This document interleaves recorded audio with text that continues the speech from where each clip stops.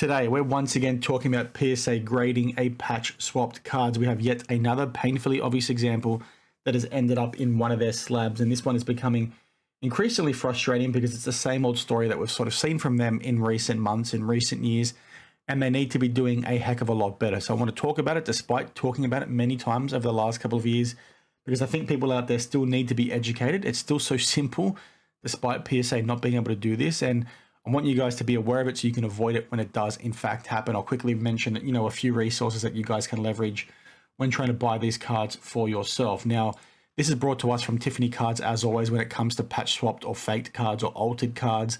And what he spoke about on March 26th, and I think he also tagged me in this post, was this patch auto of Brian Thomas Jr. from 2024 certified from Panini. Now, this card is numbered 123 out of 275, and straight off the bat, you can see something dodgy here because there is an NFL shield in this card. Now, as I've explained time and time again, the first telltale sign you can see when patch swaps happen is that these idiots will often put things in like these shields in cards that shouldn't have them, right? These shields are typically held for cards that are 1 of 1 or, 1 out of 2, 2 out of 2, etc. Like, they're not really used on cards like this ever. I've never seen one come out of a product that's had a shield like this in a card that's numbered out of this amount. So that's the first red flag. And what Tiffany Cards went on to show was that this is what the card used to look like. It had a blank green napkin, which is what you normally see on cards of this serial number.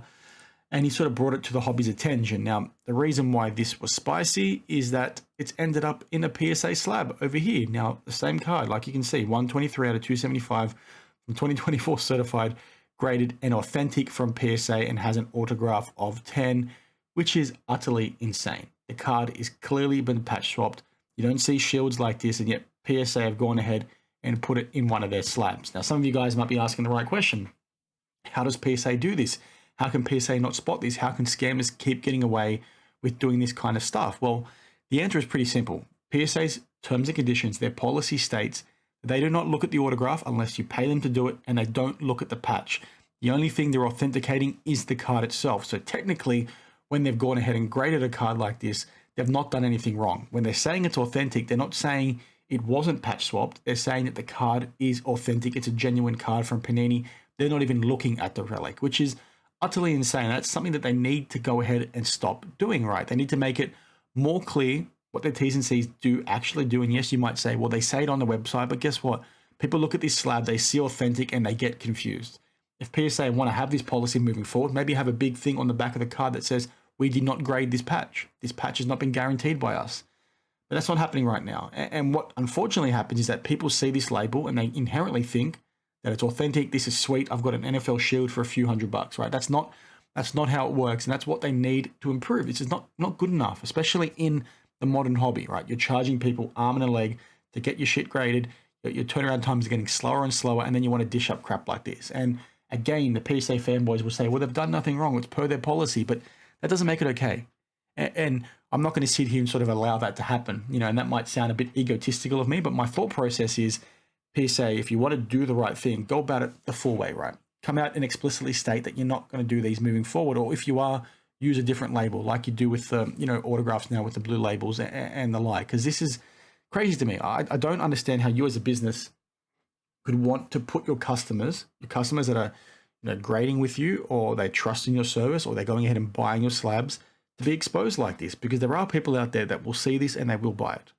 And that makes me really uneasy. So the tips and tricks you can use, like I said a bit earlier, if you see a shield in a card that's more than out of 1, out of 2, out of 3, don't bid on it, because it's more than likely patch swap. Try and research on the internet to see if you can find that same card, before the patch swap occurred, like what Tiffany Cards has done here. And to take that step even further, use the Tiffany Cards website. He tracks all these things for you guys to go ahead and reference whenever you want, right? If you come in and search in Brian Thomas Jr., this card would have popped up and you would have said, oh, hang on a minute, that's not what the card is meant to look like. And he's done the research and confirmed that it is, in fact, the same card. He's overlaid them, per my understanding.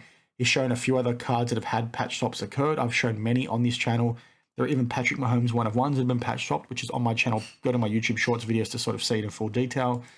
But it's one of those ones where it just keeps happening. You've got people that are milking it and they're ripping people off. And I just don't like it. And I don't understand how a business that's there to be an advocate for this hobby, right? They're there to bring trust back to this industry. That's why they're grading in the first place, right? They're a third-party grader. They're a third-party authenticator because they want to bring trust back to this industry. That's what they're there to do. But they're failing when it comes to stuff like this. Like, they should not be doing that. And if they are wanting to go ahead and collect your money to go ahead and do this, and they need to be a bit more brutal with how they go ahead and let you know that as a customer. Use different labels, have a stamp on the back of the card, or in fact, don't do it at all, because it's really embarrassing that somebody that does this as a hobby, right? Tiffany Cards does this as a hobby. They don't make any money from it, per my understanding. They're just on the internet searching for things. They see that, they know it's a problem, they know it's a red flag, and then through a bit of research, they find the original card.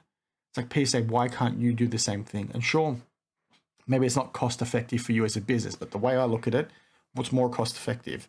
Doing things to protect your customers, or not doing it and then getting exposed when it comes to stuff like this? And again, some of you guys will say, well, PSA don't offer a grading guarantee over the patch. So if a customer buys this and complains, PSA will come out and say, well, you're shit out of luck. We don't actually offer that as a service. You're misinformed. You should have done your research beforehand. I don't like that. So anyway, it is what it is. Share your thoughts down below. Use Tiffany Cards, use my YouTube channel, use others that have talked about this in detail. When you see stuff like this, alarm bells should be ringing. When you see stuff like this and you see a friend buy it, let them know. Point them into the direction of Tiffany Cards website, and you can see, all the information you sort of need about stolen cards, altered cards, patch swap cards. It's just crazy how PSA still do this. They need to do better.